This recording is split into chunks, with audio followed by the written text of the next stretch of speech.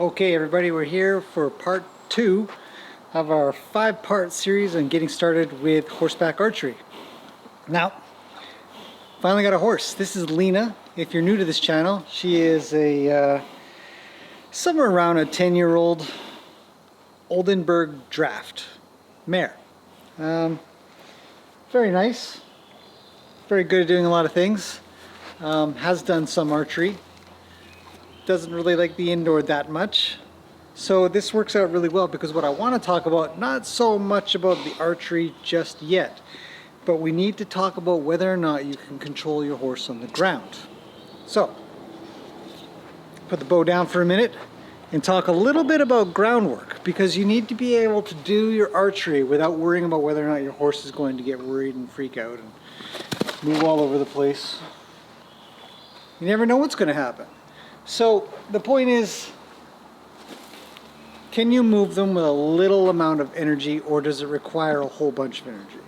So in my case, I want Lena to back up. For her to back up, I just pat my hand towards her. Here, let's put that down for a second. Come here. And pat her back. Back. And she can move backwards. If I want her to come forward, I'll draw her forward. Like that.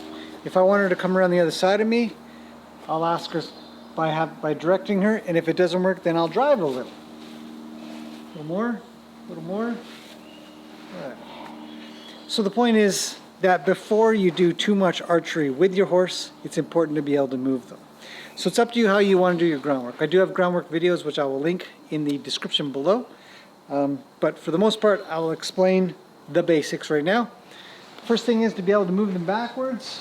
In my case, as I said, I like to be able to pat my horse's back or just use a finger. If that doesn't work, you can use your rope. You're going to have a halter and a lead rope, so you can kind of shake your rope a little bit, get a little bit closer and have them back up. Backing up is very important. A lot of times when horses get scared, they're going to come closer to you.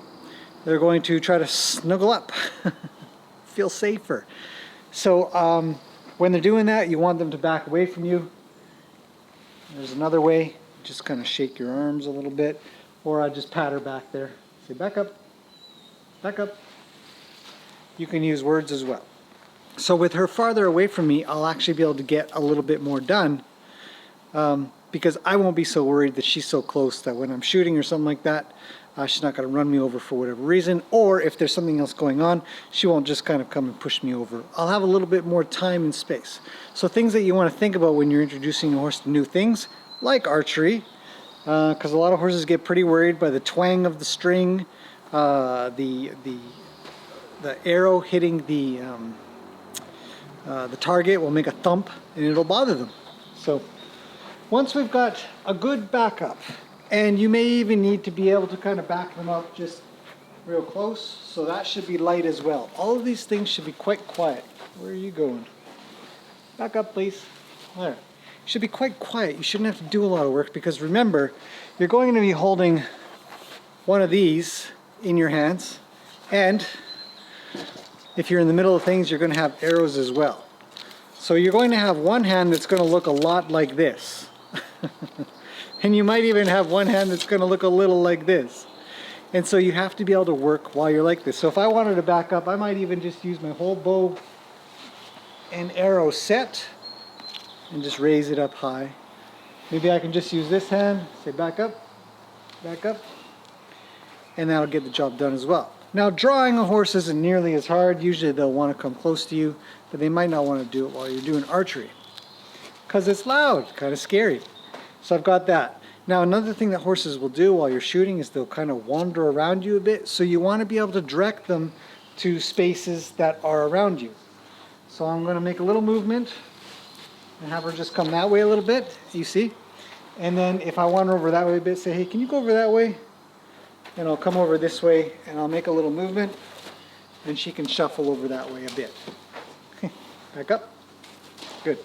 Having your horse be able to make small movements quietly is going to be integral to practicing archery while around them, because you have to be able to hold things at the same time. Now, when it comes to shooting, a lot of times I'll just put the lead rope over my arm. Don't try to hold it at the same time. You can't really, I mean, you could sort of do this, but it becomes a little cumbersome. One of the best things that I find are to just hold it over your arm like that. And then when you shoot, keep your horse on that side of your body. Check in with her for a second there, say I'm going to shoot, and then shoot. As you can see, she gets a little bit worried.